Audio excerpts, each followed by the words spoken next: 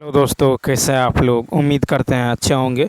दोस्तों, इस वीडियो में सामान्य अध्ययन प्रैक्टिस सेट पेपर देखने वाले हैं। यह वीडियो बीपीएससी ट्री 4.0 के लिए अत्यंत आवश्यक है, तो आप लोग लास्ट तक जरूर बने रहिएगा। तो चलिए शुरू करते हैं। शुरू करने से पहले यदि आप नए हैं तो चैनल को सब्सक्राइब कर लीजिए, बेल आइकन को प्रेस कर दीजिए और एक बार वीडियो को शेयर कर दीजिए। निम्नलिखित में से किस किताब में गंभीर रूप से संकटग्रस्त जानवरों और वृक्षों की जानकारी संरक्षित रखी जाती हैं? First option red data book. तो देखिए, रेड डेटा बुक जो है प्रकृति और प्राकृतिक संसाधनों के संरक्षण के लिए international union for conservation of nature यानी आयुष्यन द्वारा प्रकाशित किया जाता है। आयुष्यन रेड लिस्ट विभिन्न श्रेणियों में मूल्यांकन की गई प्रजातियों के विलुप्त होने के जोखिम को परिभाषित करती हैं। इसकी 9 श्रेणियां जो है 9 श्रेणियां मूल्यांकन नहीं से जो है विलुप्त तक हैं। ठीक है, उसके बाद देखिए क्वेश्चन नंबर 42 कहता निम्नलिखित में से कौन पर्यावरण से संबंधित नहीं है? तो तीसरा ऑप्शन ओजोन परत का बढ़ना। ओजोन परत एक प्राकृतिक जो है फिल्टर के रूप में कार्य करती हैं, जो सूर्य से आने वाली अधिकांश पराबैंगनी विकिरण यानी यूवी को जो अवशोषित करती हैं, जिससे पृथ्वी की सतह पर पहुंचने वाले इस विकिरण की मात्रा सीमित हो जाती है। क्या होती है? सीमित। यह विकिरण त्वचा कैंसर और मोतियाबिंद का कारण बनता है। ओजोन परत मानव स्वास्थ्य की रक्षा करने में महत्वपूर्ण भूमिका निभाती है। ओजोन परत को पृथ्वी का सुरक्षा कवच भी कहा जाता है। ओजोन परत को पृथ्वी का सुरक्षा कवच भी कहा जाता है। नेक्स्ट, फिर निम्नलिखित में से किस वर्ष ब्रिटिश संसद द्वारा ईस्ट इंडिया कंपनी को की शक्ति ब्रिटिश साम्राज्य को हस्तांतरित कर दी गई? First option 1858। तो भारत सरकार अधिनियम 1858 में ब्रिटिश भारत का प्रशासनिक नियंत्रण ईस्ट इंडिया कंपनी से क्राउन को सौंप दिया गया था। इस अधिनियम ने जो व्यपगत के सिद्धांत यानी डॉक्ट्राइन ऑफ लैप्स को जो है समाप्त कर दिया और साथ ही पिट्स इंडिया एक्ट 1784 द्वारा प्रस्तावित दोहरी सरकार को भी समाप्त कर दिया। तो 1858। नेक्स्ट क्वेश्चन है कि विद्युत द्वारा किसी भी धातु की परत लेपन करने की प्रक्रिया क्या कहलाती है? 44 का फर्स्ट विद्युत लेपन। तो विद्युत धारा की सहायता से किसी धातु की जो है वस्तु के ऊपर वांछित धातु की पतली परत लेपन करने की प्रक्रिया को जो है इलेक्ट्रोप्लेटिंग कहा जाता है। उदाहरण के लिए लोहे या स्टील से बने जो है बाथरूम के नलों को जंग लगने से बचाने के लिए जो है क्रोमियम धातु से इलेक्ट्रोप्लेट किया जाता है। ठीक है, नेक्स्ट देखिए, फिर निम्नलिखित में से किस बैंक का वर्ष 1955 में राष्ट्रीयकरण के बाद उसका नाम भारतीय स्टेट बैंक कर दिया गया, जिसकी विश्व में बड़ी संख्या में शाखाएं हैं? तो देखिए 45 का जो राइट आंसर होगा तीसरा option imperial bank of India. Imperial bank of India 27 जनवरी 1921 को जे.एम. किन्स द्वारा अस्तित्व में आया। 1 जुलाई 1955 को इंपीरियल बैंक ऑफ इंडिया भारतीय स्टेट बैंक, ठीक है, भारतीय स्टेट बैंक बन गया। ठीक है, नेक्स्ट 46 नंबर, फिर निम्नलिखित में से कौन सा शासक कुतुब मीनार के समीप अलाई मीनार का निर्माण करवाना चाहता था लेकिन वह सफल नहीं हुआ? 46 का फर्स्ट अलाउद्दीन खिलजी। अलाउद्दीन, तो देखिए अलाई मीनार कुतुब मीनार परिसर में स्थित एक अधूरी मीनार है जिसका निर्माण अलाउद्दीन खिलजी ने शुरू किया था। खिलजी द्वारा कुव्वत उल इस्लाम मस्जिद के आकार को दुगना करने के बाद उसने एक मीनार बनाने का फैसला किया जो कुतुब मीनार की ऊंचाई से दुगुनी होती। नेक्स्ट, फिर है कि धूसर क्रांति जो है भारत में किससे संबंधित है? 47 का तीसरा ऑप्शन खाद के उत्पादन से। तो धूसर क्रांति यानी गे क्रांति उर्वरक उत्पादन में वृद्धि से संबंधित है। ठीक है, ग्रह मूल रूप से उर्वरकों के अत्यधिक उपयोग के कारण भारत की हरित क्रांति के नकारात्मक प्रभाव से जुड़ा है। फिर है कि अंग्रेजों द्वारा कोलकाता में सफ़ेद संगमरमर से खाली स्थान का निर्माण करवाया गया जिसकी आकृति ताजमहल जैसी है। 48 का दूसरा ऑप्शन विक्टोरिया मेमोरियल, तो महारानी विक्टोरिया की स्मृति को समर्पित विक्टोरिया स्मारक सफ़ेद जो है मकराना संगमरमर से निर्मित है। इसकी डिजाइन ताजमहल के गुंबद, 4 सहायक पिलरों, अष्टकोणीय गुंबददार छतरियों, ऊंचे द्वारे छत और गुंबददार जो है कोने वाले टावरों जैसी हैं। नेक्स्ट फिर है कि प्रथम पंचवर्षीय योजना में अधिकतम ध्यान कृषि क्षेत्र की ओर जो है दिया गया, यह खाली स्थान से प्रारंभ हुआ। तो यहाँ पे देखिए 49 का होगा राइट आंसर 5। तो देखिए प्रथम पंचवर्षीय योजना 1951 से 56, ठीक है, 1951 से 56 युवा अर्थशास्त्री KN राज द्वारा तैयार की गई थी, ठीक है, जो हैरोल्ड डोमर मॉडल पर आधारित थी। प्रथम पंचवर्षीय योजना कृषि पर केंद्रित थी। योजना के वित्तीय वर्ष के लिए 2.1% GDP वृद्धि दर का लक्ष्य, लेकिन जो है उस समय 3.6% की वृद्धि दर्ज की गई। 50 फिर है कि मनुष्य के शरीर से उत्सर्जित पदार्थ जो घुलनशील नाइट्रोजन यौगिक के रूप में होता है उसे खाली स्थान द्वारा यकृत से बाहर निकाला जाता है। 50 का तीसरा ऑप्शन नेफ्रॉन, नेफ्रॉन गुर्दे की मूलभूत संरचनात्मक और क्रियात्मक इकाई हैं, ठीक है, यह जो है वृक्क कोशिका और वृक्क नलिका से बनी सूक्ष्म संरचना है। मनुष्य के शरीर से उत्सर्जित पदार्थ को नेफ्रॉन द्वारा यकृत से बाहर निकाल दिया जाता है। निम्नलिखित में से कौन मनुष्य के जो आँख का हिस्सा नहीं है? तीसरा ऑप्शन कर्णावर्त, तो आँख के कई हिस्से होते हैं जिनमें कॉर्निया, पुतली, लेंस, श्वेतपटल, ठीक है, कंजाक्तिवा प्रमुख है। और देखिए कोक्लिया, कोक्लिया आंतरिक कान का वह भाग है जिसके कारण हम सुनते हैं, ठीक है। नेक्स्ट 52 फिर रविंद्रनाथ टैगोर को उनकी किस पुस्तक के लिए जो है साहित्य का नोबेल पुरस्कार प्रदान किया गया? तो 52 का होगा दूसरा ऑप्शन गीतांजलि।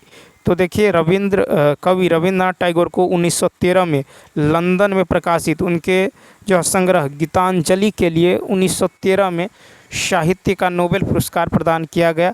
वह साहित्य में नोबेल पुरस्कार जीतने वाले पहले गैर यूरोपीय और जो है नोबेल पुरस्कार प्राप्त करने वाले दूसरे गैर यूरोपीय थे। 53 नंबर देखिए। फिर है कि कौन जो है मानव के शरीर की सबसे बड़ी ग्रंथि है? तो तीसरा ऑप्शन यकृत। यकृत यानी लीवर मानव शरीर की सबसे बड़ी ग्रंथि है। यह उदर के दाईं ओर स्थित होती है। यकृत बाएं और दाएं जो है लोब में विभाजित होता है जो फॉलिफॉर्म लिगामेंट द्वारा अलग किया जाता है। भारत में राष्ट्रीय प्रदूषण नियंत्रण दिवस कब मनाया जाता है? दूसरा ऑप्शन। तो देखिए 1984 भोपाल गैस त्रासदी के दौरान जो है जान गंवाने वाले लोगों को याद करने के लिए प्रतिवर्ष 2 दिसंबर को राष्ट्रीय प्रदूषण नियंत्रण दिवस मनाया जाता है, ठीक है। यह वायु प्रदूषण के खतरों के बारे में जागरूकता बढ़ाने का भी दिन है। फिर है कि किन धातुओं में से वस्तु का उत्पादन घर में होता है, ठीक है। तो 55 का होगा आपको, ठीक है, 55 का होने वाला है तीसरा ऑप्शन यानी कुटीर उद्योग। तो कुटीर या घरेलू उद्योग एक प्रकार के लघु उद्योग है जिनमें कारीगरों द्वारा उत्पादों का निर्माण हाथ से किया जाता है। टोकरी, बुनाई, मिट्टी के बर्तन और अन्य हस्तशिल्प कुटीर उद्योग के उदाहरण हैं।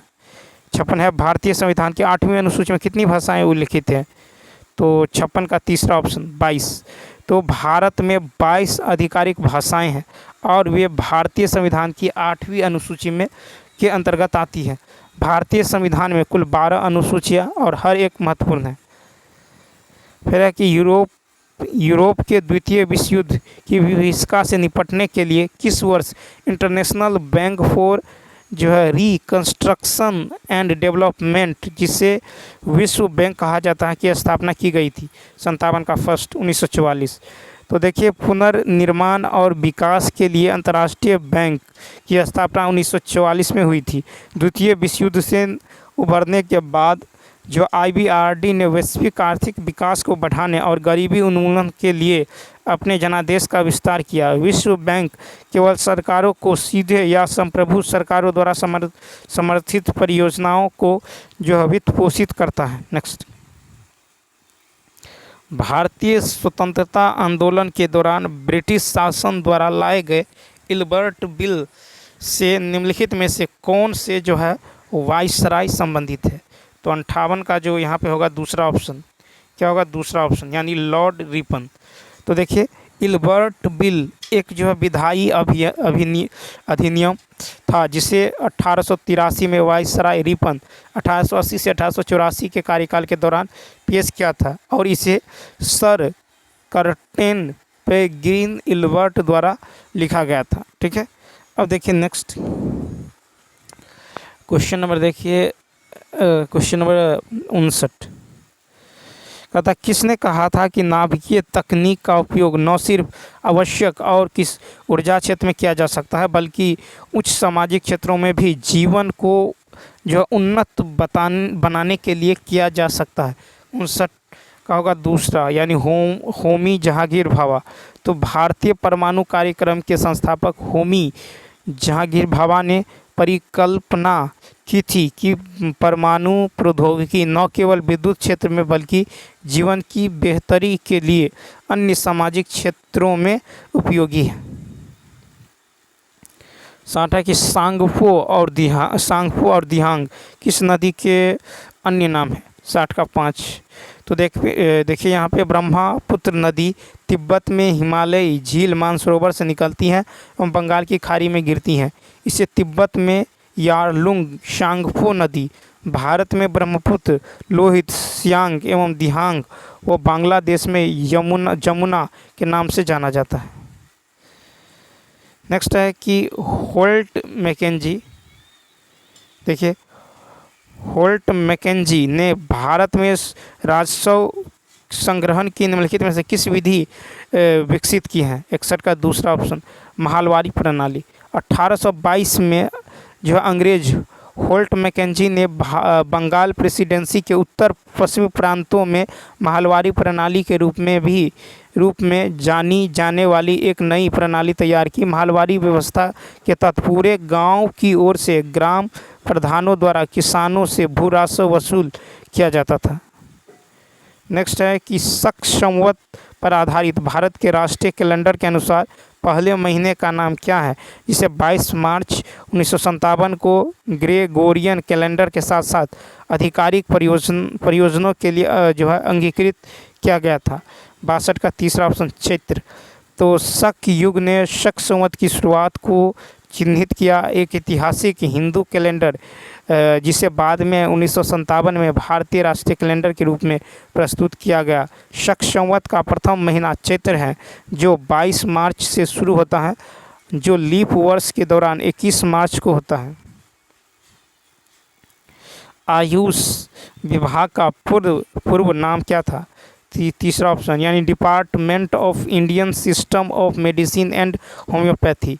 तो देखिए 1995 में गठित भारतीय चिकित्सा प्रणाली एवं होम्यो विभाग इन प्रणालियों के विकास के लिए जिम्मेदार है। इसके पश्चात नवंबर 2003 में इसका नाम बदलकर आयुष, योग व प्राकृतिक चिकित्सा, यूनानी, सिद्ध व होम्योपैथी यानी आयुष कर दिया गया, जिसमें आयुर्वेद, योग एवं प्राकृतिक चिकित्सा, यूनानी, सिद्ध एवं होम्योपैथी में जो शिक्षा व अनुसंधान पर ध्यान केंद्रित किया गया। ठीक है, अब चलिए देखते हैं नेक्स्ट क्वेश्चन। देखिए क्वेश्चन नंबर जो है 64 है कि यदि लोगों के एक विशेष समूह को केरल में तेलुगु माध्यम के स्कूल खोलने की अनुमति नहीं दी जाती है तो इसे किस मौलिक अधिकार का उल्लंघन माना जाएगा? 64 का फर्स्ट, सांस्कृतिक एवं शैक्षणिक अधिकार। अगर केरल में लोगों के एक समूह को तेलुगु माध्यम का स्कूल खोलने की अनुमति नहीं दी जाती है तो उनके सांस्कृतिक एवं शैक्षणिक अधिकारों यानी अनुच्छेद 29-30 का उल्लंघन माना जाएगा। संविधान में यह वर्णित है कि सभी अल्पसंख्यक धार्मिक या भाषाई अपनी संस्कृति को जो संरक्षित और विकास करने हेतु अपना शैक्षणिक संस्थान स्थापित कर सकते हैं। नेक्स्ट है कि इंटर क्रॉपिंग यानी अंतर फसल प्रक्रिया निम्नलिखित में से किसे दर्शाती हैं। 65 का फर्स्ट, वर्ष दर वर्ष एक पौधा उगाना। तो इंटर क्रॉपिंग दो या दो से अधिक फसलों को निकटता में उगाने की प्रथा है। इंटरक्रॉपिंग का लक्ष्य उन संसाधनों का उपयोग करके भूमि के एक टुकड़े पर अधिक उपज पैदा करना है जो एक फसल द्वारा उपयोग नहीं किया जाएगा। नेक्स्ट है कि उस योजना का नाम बताएं जो 18 से 70 वर्ष के आयु वर्ग के लोगों को दुर्घटनावश मृत्यु या पूर्ण विकलांगता के लिए मामले में 2 लाख रुपए और आंशिक विकलांगता के मामले में 1 लाख रुपए का जोखिम कवरेज प्रदान करती हैं। 66 का दूसरा, प्रधानमंत्री सुरक्षा बीमा योजना 9 मई 2015 को शुरू की गई। प्रधानमंत्री सुरक्षा बीमा योजना का उद्देश्य 18 से 70 वर्ष के आयु वर्ग के करीब व वंचित लोगों के लिए 12 रुपये प्रति वर्ष के प्रीमियम पर एक बैंक खाते के साथ एक किफ़ायती बीमा योजना प्रदान करना है। इसमें दुर्घटना, मृत्यु और पूर्ण विकलांगता के लिए 2 लाख रुपये और आंशिक विकलांगता के लिए 1 लाख रुपये का जोखिम कवरेज शामिल है। फिर कि कौन सा संगठन कोलकाता में स्थित अपने मुख्यालय और 16 क्षेत्रीय स्टेशनों के साथ भारत के प्राणी संसाधनों के सर्वेक्षण के लिए जिम्मेदार है। दूसरा option, zoological survey of India. तो जूलॉजिकल सर्वे ऑफ इंडिया 1 जुलाई 1916 को स्थापित भारत का प्रमुख जो टेक्सोनोमिक शोध संगठन है। इसका मुख्यालय कोलकाता में है। इसके देश के विभिन्न हिस्से में स्थित 16 क्षेत्रीय केंद्र भी हैं। नेक्स्ट क्वेश्चन देखिए, फिर है कि उस गवर्नर जनरल का नाम बताए जिसने पैरामाउंटसी नामक नीति का आरंभ किया है। तो दूसरा ऑप्शन, लॉर्ड हेस्टिंग। तो देखिए, सर्वोपरि की नीति का अर्थ था कि कंपनी का अधिकार सर्वोपरि या सर्वोच्च था। लॉर्ड हेस्टिंग्स जो 1813 से 1823 तक भारत के गवर्नर जनरल थे ने सर्वोच्चता की एक नई जो नीति प्रस्तुत की। ठीक है, अब देखिए 69, फिर है कि किसके कारण जो है काला आजार नामक रोग होता है। तो फर्स्ट, प्रोटोजोआ। तो काला आजार एक मंद गति से बढ़ने वाली स्वदेशी बीमारी है जो लिस्मेनिया जीनस के प्रोटोजोआ परजीवी के कारण होती हैं। यह जो है परजीवी सूक्ष्म रूप से जो है रेटिकुलो एंडोथेलियल सिस्टम को संक्रमित करता है एवं अस्थि, मज्जा, प्लीहा व यकृत में प्रचुर मात्रा में पाया जाता है।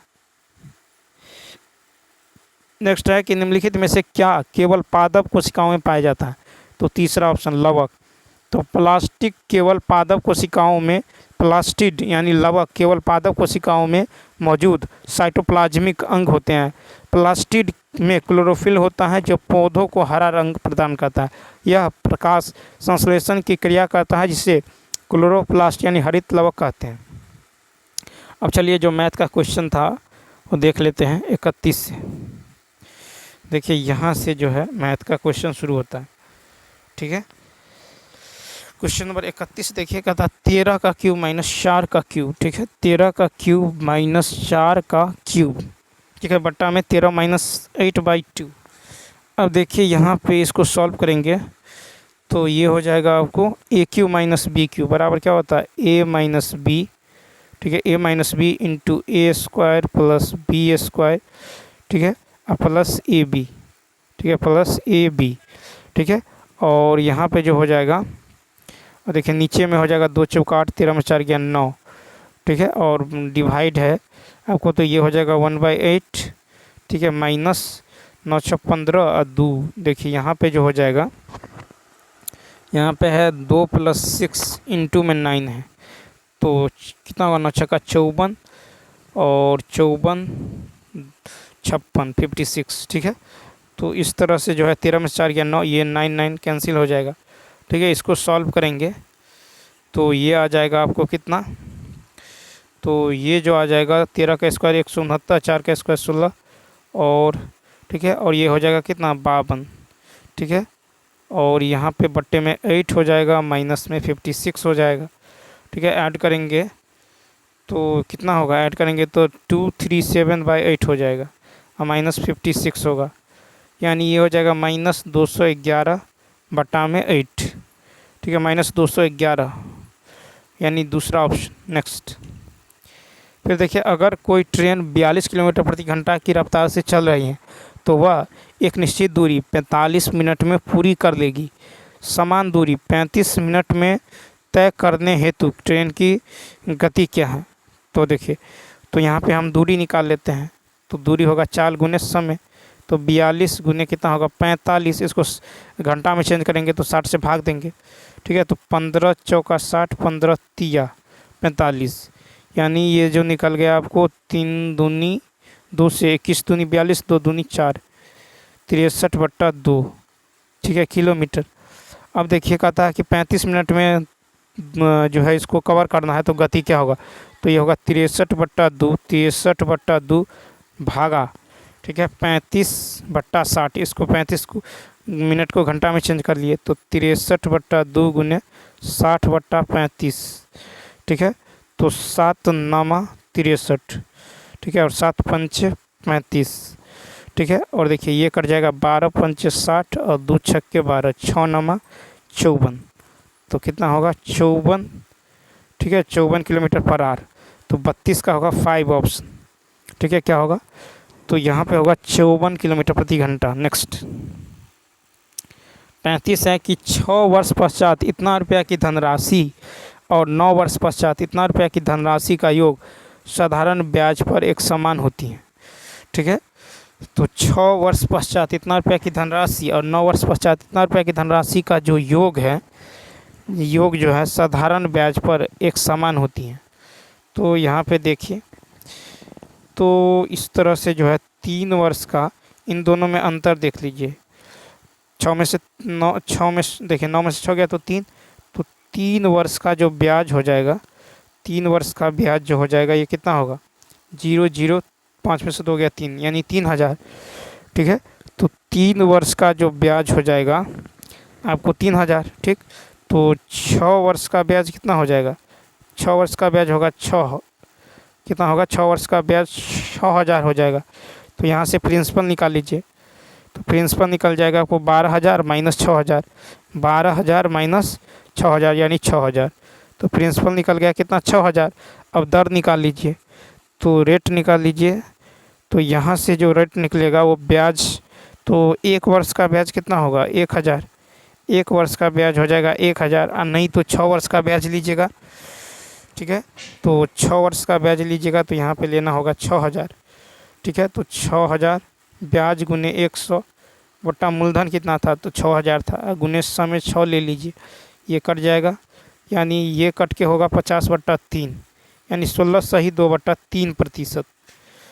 ठीक है, तो इसका राइट आंसर होने वाला है फर्स्ट।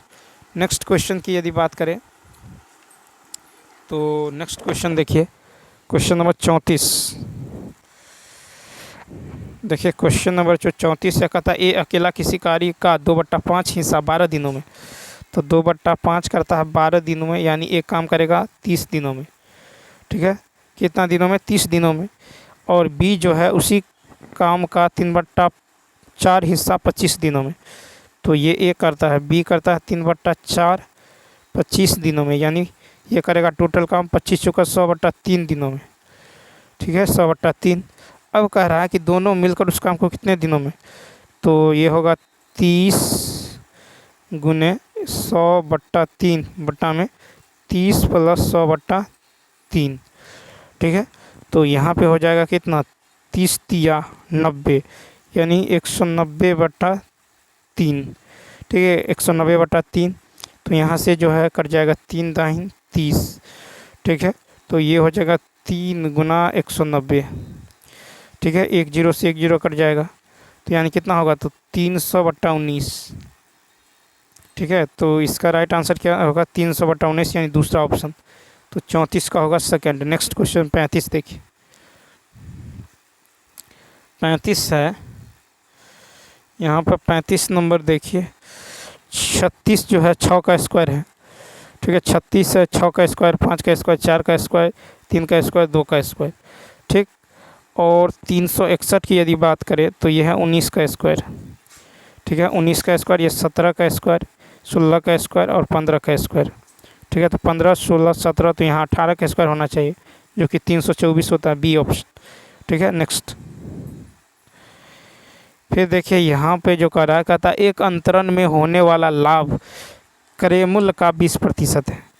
तो क्रयमूल्य का 20% यदि लाभ है तो क्रयमूल्य का 20% कितना होगा, 20 ही होगा, ठीक है।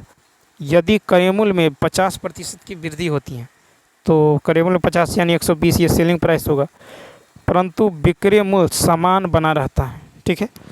अब देखिए कहता है कि यदि क्रय मूल्य में 50% की वृद्धि होती है परंतु विक्रय मूल्य समान बना रहता है तो लाभ प्रतिशत में कितनी कमी है, ठीक है। तो लाभ प्रतिशत में जो है कितनी कमी हुई है। तो यहाँ पे यदि देखें तो देखिए नया जो यहाँ पे जो है विक्रय मूल्य कितना है, तो क्रय मूल्य यदि 100 मानिएगा तो लाभ कितना होगा, 20। क्रय मूल्य 100 मानिएगा तो लाभ हो जाएगा आपको 20, ठीक है। लाभ हो जाएगा 20। विक्रय मूल्य कितना होगा, तो अब जो यहाँ पे विक्रय मूल्य होगा ये हो जाएगा आपको 120 होगा, 20 का लाभ होगा तो 120, ठीक है। कितना होगा, 120 होगा, ठीक। 120 हो जाएगा, ठीक। उसके बाद देखिए फिर कह रहा है कि यदि क्रय मूल्य में 5 की वृद्धि, ठीक है। यदि क्रय मूल्य में यहाँ पे कह रहा है यदि क्रय मूल्य में 5 की वृद्धि होती है, ठीक है। तो क्रय मूल्य में यदि 5 की वृद्धि होगी तो कितना होगा, 105 हो जाएगा, ठीक है। तो यहाँ पे जो है नया क्रय मूल्य जो है, नया क्रय मूल्य कहता है यदि क्रय मूल्य में 5 की वृद्धि होती है तो नया क्रय मूल्य 105 होगा, ठीक है। नया क्रय मूल्य कितना होगा, 105। नया क्रय मूल्य 105 होगा। कहता परंतु विक्रय मूल्य समान बना रहता है, परंतु विक्रय मूल्य जो है क्या रहता है, समान बना रहता है, ठीक है। परंतु विक्रय मूल्य समान बना रहता है, ठीक है।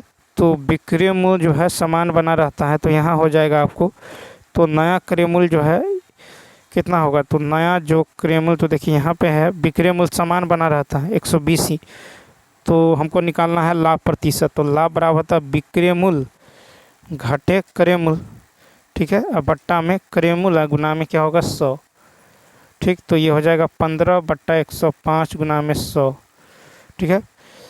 तो ये हो जाएगा 100/7, 100/7% यानी 14 से 14.2%, दूसरा ऑप्शन। नेक्स्ट, फिर है कि यदि किसी वर्ग का क्षेत्रफल उस आयत के क्षेत्रफल के 10 गुने के बराबर है, ठीक है।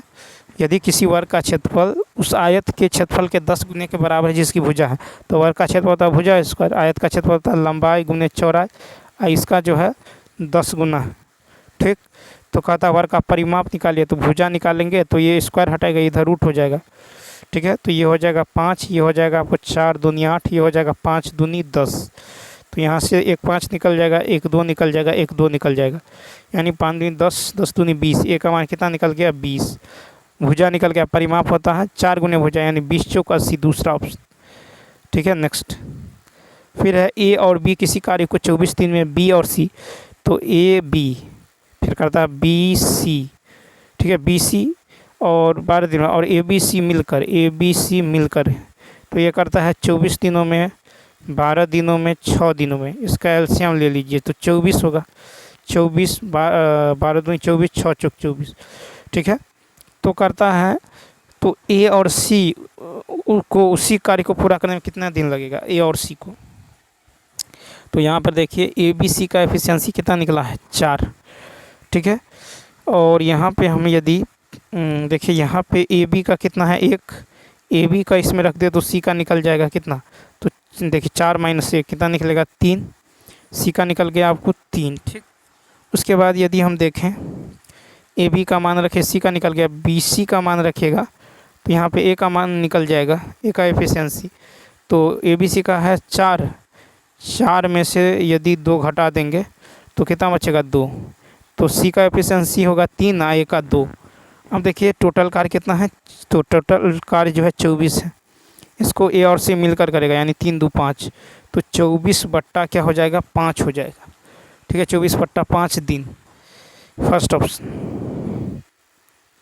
नेक्स्ट क्वेश्चन देखिए, नेक्स्ट है कि इतना बराबर a प्लस बी रूट 10 हो तो कौन सा विकल्प सही है। ए और बी का मान निकालना है, तो प्रमेयकरण करिएगा।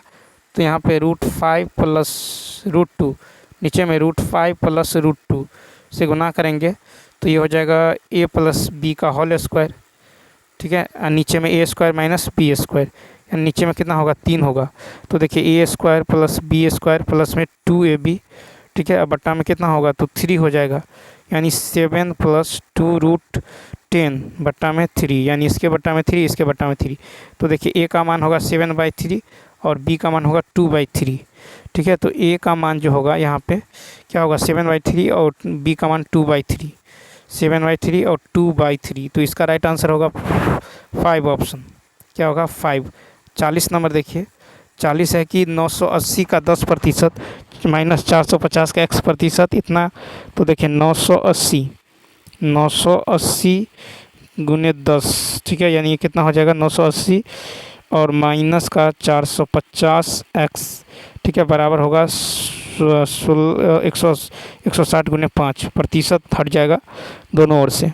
ठीक है, तो यहाँ से जो है इसको सॉल्व करेंगे तो ये इधर आएगा, 16 पंचे कितना होगा 80, 16 पंचे 80, एक 0 हो जाएगा, यानी 0,009 और ये चला जाएगा उधर।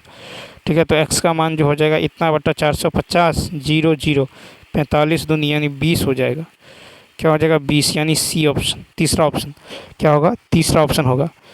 उसके बाद तो चलिए दोस्तों, इस वीडियो में इतना ही। यदि यह वीडियो अच्छा लगा हो तो लाइक, शेयर और सब्सक्राइब करना ना भूलें। साथ ही साथ कमेंट करके बताइए यह वीडियो आपको कैसा लगा। तो चलिए मिलते हैं नेक्स्ट वीडियो में। Thanks for watching.